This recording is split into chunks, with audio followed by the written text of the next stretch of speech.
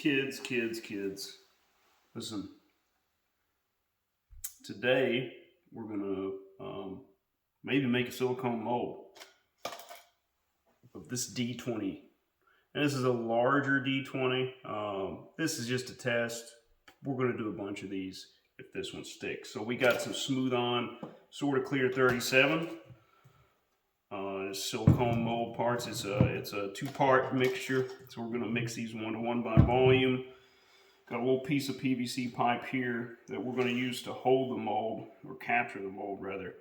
And underneath it, just got a line of clear packaging tape. And I pushed this piece down on here to make sure that I'm not getting any seams in there so the silicone doesn't leak out. But the idea is we're going to put this face flat down onto that tape and pour the silicone down around it. Now, this is the cap mold we're making. There's a sprue mold, which basically would encapsulate this entire thing. You would just have a tube or a straw to pour, to make a hole, and that's what you would pour your casting material in. And you got to kind of squeeze that out. With a cap mold, it allows you to a little more access to as you pour it. You can put inclusions or whatever. So we're making a cap mold. Zoom in here and show you what's going on. Looks like I've probably already got some dust down in there. But anyway, like I said, we're going to put this face flat down against the tape somewhere near the center. But I think first what I'm going to do, since we're in a kind of confined space, we're going to put some of these little decorative gemstone things in there as well. The reason for that is this will help create a key so that when we pull the mold out, this portion of the mold, it'll leave an indentation like this. So when we pour the cap on it, the cap will match up. When we go to pour more, our casting material and actually make the dies, we can align the cap perfectly. So we'll just stick a couple of these somewhere near the edge in here. You just got to remember, we still have to get our dice in here, or die in here rather.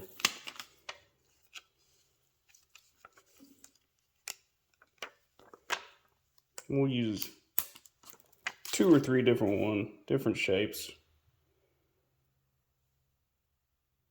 so there's no confusion on how to line this up later. So then hopefully we've got enough room to fit our die down in here.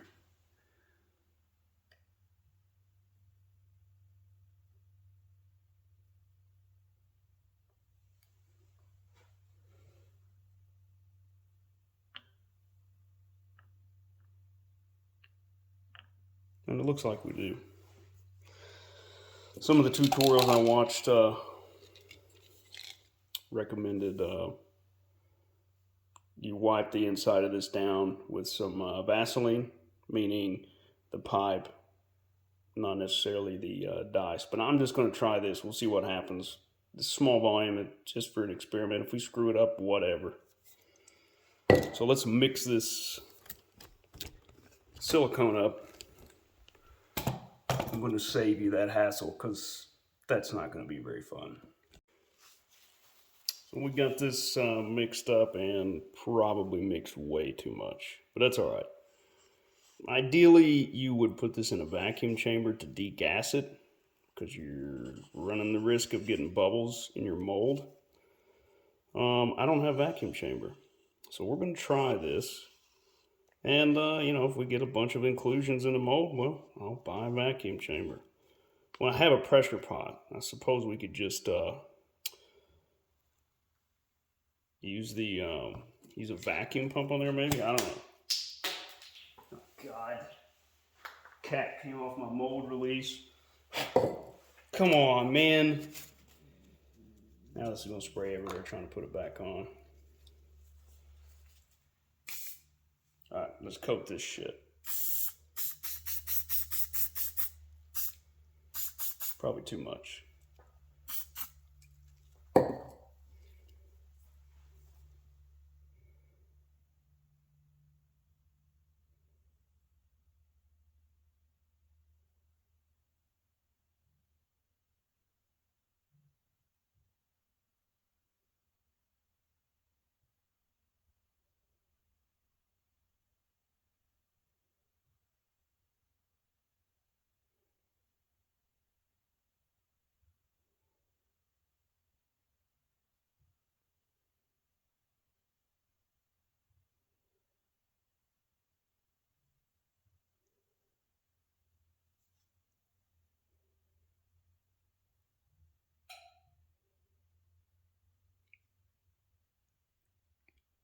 This is incredibly exciting. I know, it's riveting. Yeah, I wasted a ton of this material. Oh well, now we know, right? You live and you learn and you waste materials. So I went ahead and poured a couple more because, I mean, hell, I was going to throw all that away anyway. So we got 3 of them total here. And it seems like that mold release worked pretty good. You know, the faces stuck to the tape well. I don't really have a lot of silicone over the faces. Tape came off easy. Um, there are way too many bubbles in this though. So that's something we're going to have to work on. Going to have to probably get a vacuum pump to degas this silicone. So the next step is to pour the caps. Now, we can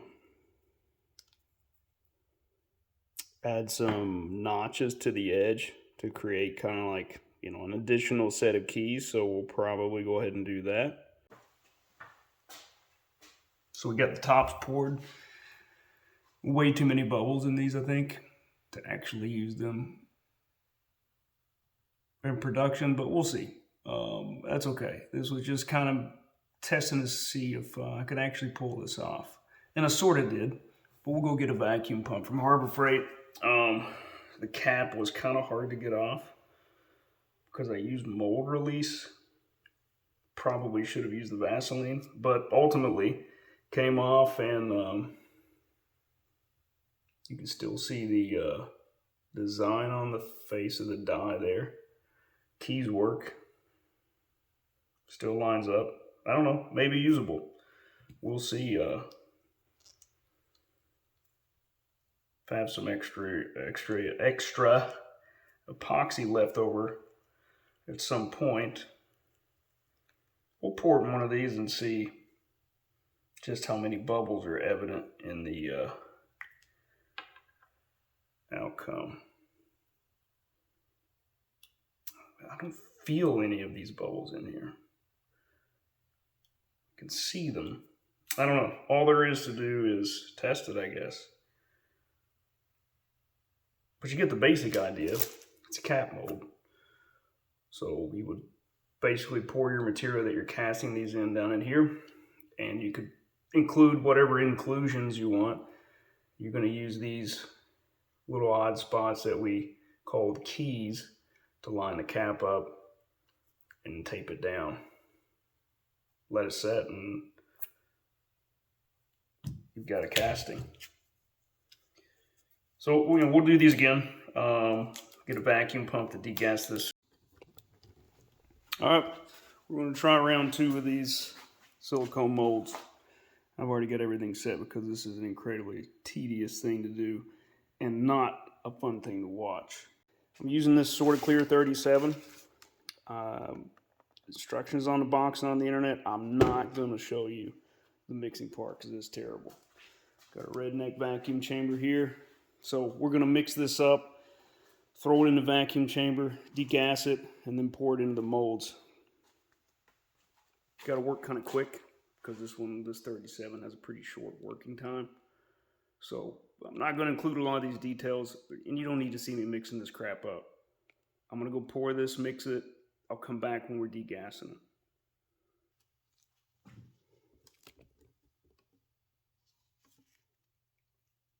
I don't know how well you can see that, but it's obviously got a lot of bubbles. So let's throw it in the vacuum chamber over here.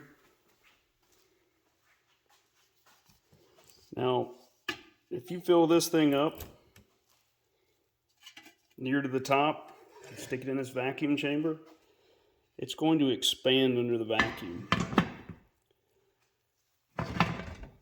And then it's going to overflow into your pot. Leave plenty of room for this to expand when you apply a vacuum to it. All right, it's going to get loud here.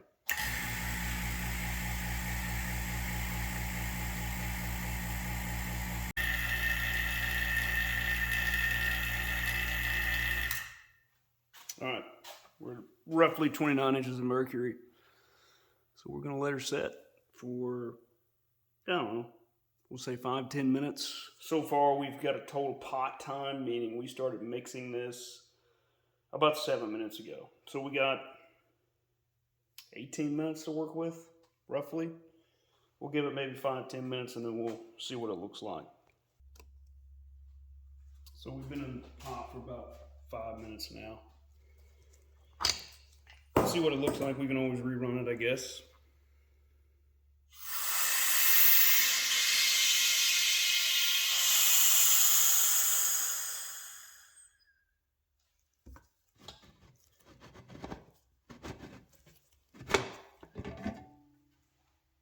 Oh, that's great. Overflow big as hell. And it's still full of bubbles.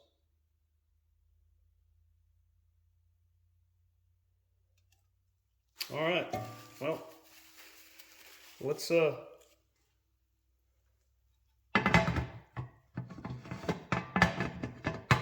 it back in and see what happens. So that's the lesson we learned there, kids. That container was not nearly big enough. Went ahead and gave it a couple more minutes in there. As you can see, I got a little bit of a mess in my pot. But, surprisingly, you can see a couple larger bubbles in these. But this is a huge improvement over the other tests that I did. Wasting a lot of silicone here. It isn't cheap. And made a mess in my pot. But hey, whatever, man. Listen, you can't figure anything out if you're not willing to mess up a bunch. Well, I mean, if you're doing it the idiot's way. These might work. I think these are going to be serviceable. In the future, what am I going to do? I'm probably going to get a different silicone. Because this 37, just too short of a pot life for me to dick around and throw this in the vacuum chamber.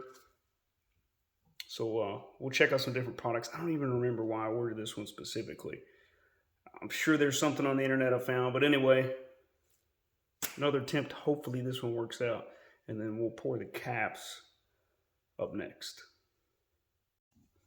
These actually turned out great, if you ask me. One big bubble in there is all I can see. Couple in this one that I don't think are going to interfere with the process. Now this one was crap. And the reason it was crap is because I spilled so much of this out. I was really scraping the sides to get the rest of this out. And I put more bubbles in it, dicking around. So, another failure, whatever. But I think we can go ahead and put caps on these, and they should work for production. Let's take these things out. Zeke, bro, calm down. You're panicked. Now, these things can be a fight to take out. This is the third attempt I've made at these pours. I used mold release on the first one, Vaseline on the second. I put nothing in these for release on this one go around. What I did find out is a feeler gauge, if you got one laying around, you just slide that down in there gently, kind of breaks that seal up a little bit, and then you pull it back out. Now this is a 8 thousandths feeler gauge, but if you do that in like 3 or 4 places around the edge, just fit it down in there and break that seal. And as you pull it back out, it usually pulls enough of this up that you can kind of get your fingers on the top of the mold. And this is way faster than trying to get it out otherwise, if you ask me.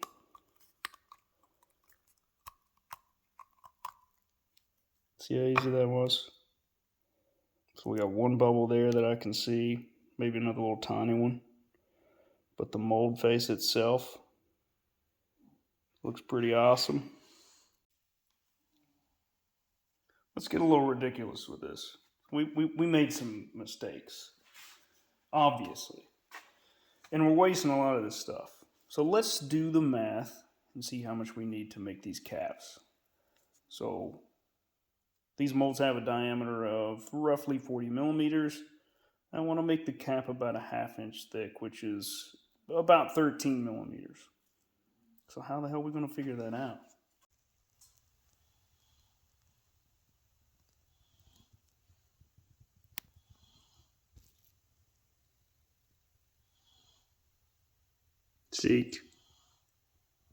Zeke, how do you find the volume of a cylinder?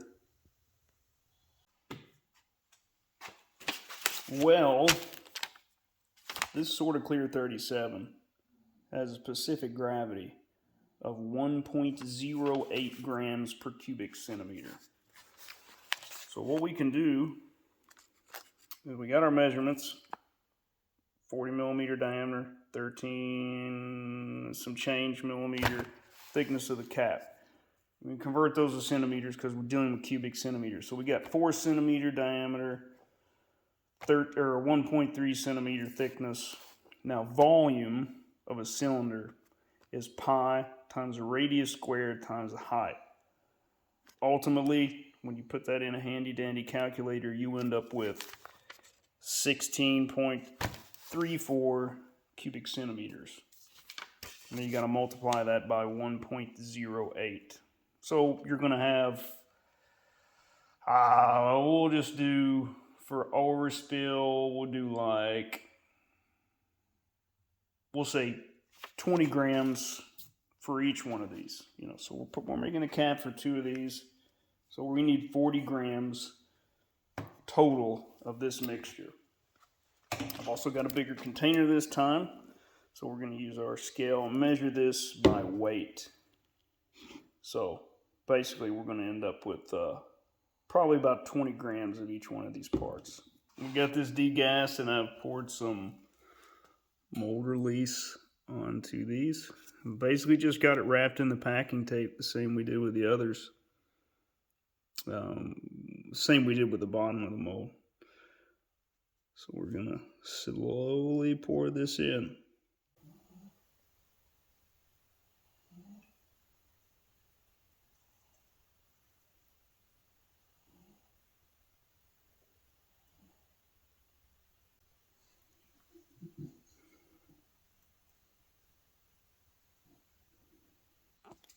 As an illustration here, and we still got some bubbles in the top of these, but I don't think it's going to be too big of an issue. But this one right here, it's the first run, the very first attempt at making these. I did not degas this at all, and it got a decent mold on the features in the dice, but look at all those bubbles compared to this with the degassing. And I don't know, I can see a few bubbles in there in the tops, but I don't think they're going to be an issue. I think we got some usable molds here, assuming this all cures. But you can certainly see a difference between gassing and degassing. These are cured and I've got the tape off.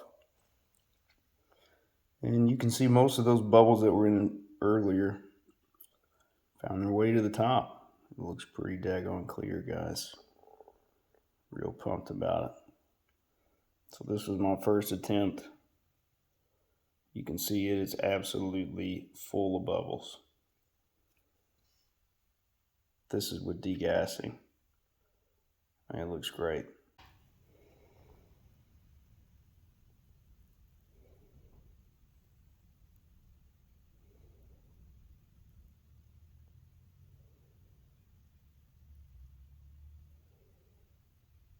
Got a good mold of the faces. Nice.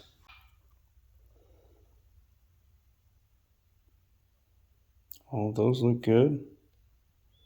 That bubble down there is on the bottom. It's not anywhere near mold itself. So these are going to work good, I believe. Looks great.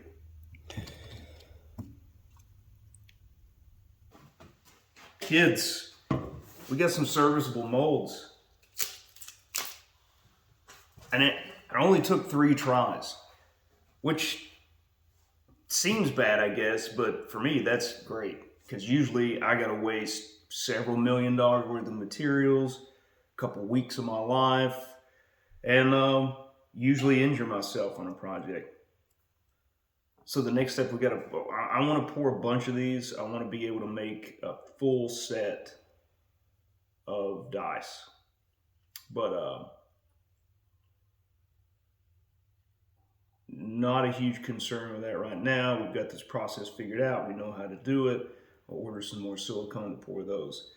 I have some resin over here, some epoxy that basically was free, left over from a job, and I'm going to try it on this. It's probably not the perfect type. It's a countertop epoxy, but I've poured it pretty deep on some other stuff, and I think if we give it enough time, it'll cure in this. We'll try it. It's free, so it doesn't matter. But ultimately, that's the goal, is to pour our own dice with epoxy resin. Now, these are cap molds. You could also make a sprue mold, which basically the dice is an inclusion, completely included in the silicone. There's no cap on it. You got a little hole to pour the casting material in, and that's it. I made these cap molds because ultimately I would like to be able to include some things in this. When I say inclusions, random pieces of wood, little sparkly bits, who knows? Who knows? The possibilities are infinite. Yeah, these are great. There isn't a single bubble anywhere near the mold itself. I'm pumped about it, kids. I'm pumped about these molds. All right, that's it for those. You know what?